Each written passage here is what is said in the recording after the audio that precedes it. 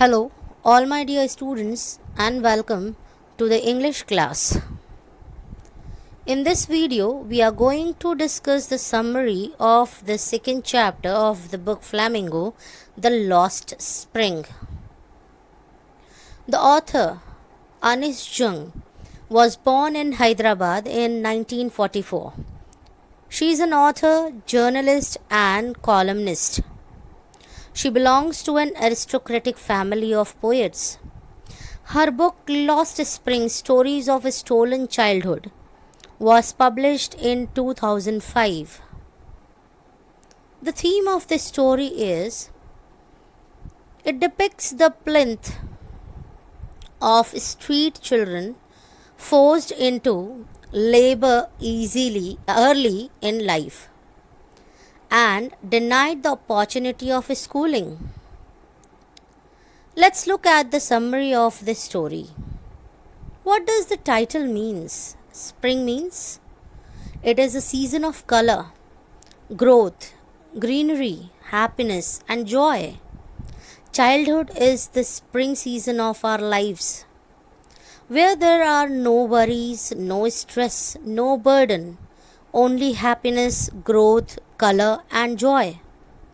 The lesson has been given the name The Lost Spring because in this chapter two children, first Sahib Alam and second Mukesh, are burdened with hardships and problems.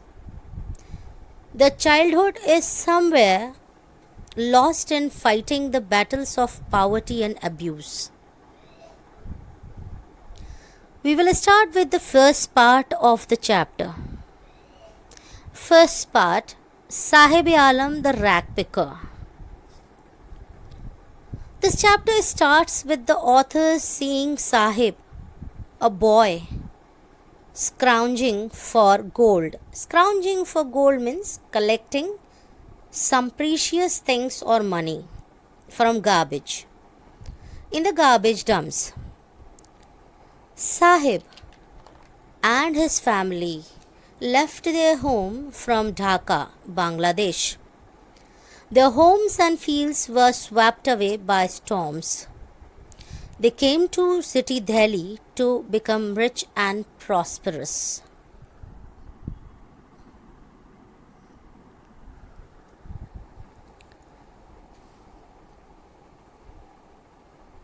Author had known Sahib for a few months, but she did not know his name.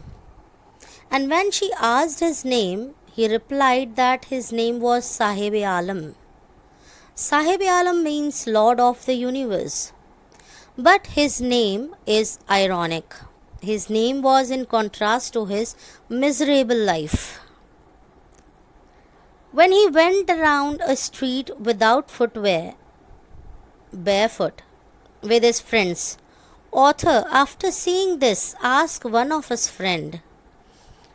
He replied that his mother did not get the chappals down from the shelf.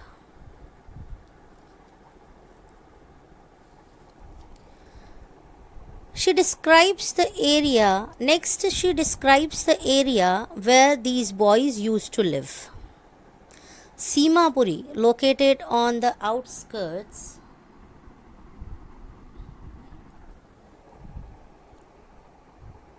of Delhi. These people who lived there are not able to enjoy the basic needs such as food, clothes, and sanitation, and other things. In 1971, this area had been a wasteland, but now 10,000 rag pickers lived there in mud houses with roofs made of the sheets of tin or plastic material. The area was devoid of sewage, drainage, or running water.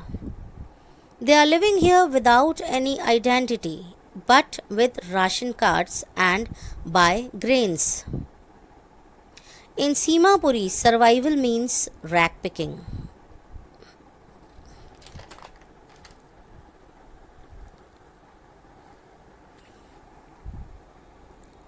For children garbage has a different meaning. It is something wrapped in wonder. And for parents, it is different. It's means of survival for them. Sahib was standing next author talks about Sahib was standing the fans gate of the neighborhood club watching two young men in white playing tennis. And Sahib was wearing the tennis shoes too. Author saw Sahib was wearing the discarded shoes. Then too, Sahib was very happy because it was like a dream has come true.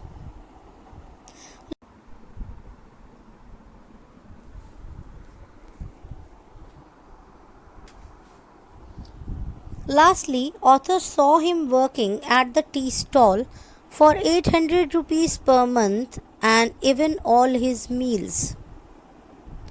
But when author asked him if he liked the job, his face did not show even that carefree look. He lost his freedom. Earlier he was his own master, but now he is not a free bird, and that made him feel sad. Children, that's the end of part 1. I hope you have understood half part of this chapter. Thank you. See you in the next video.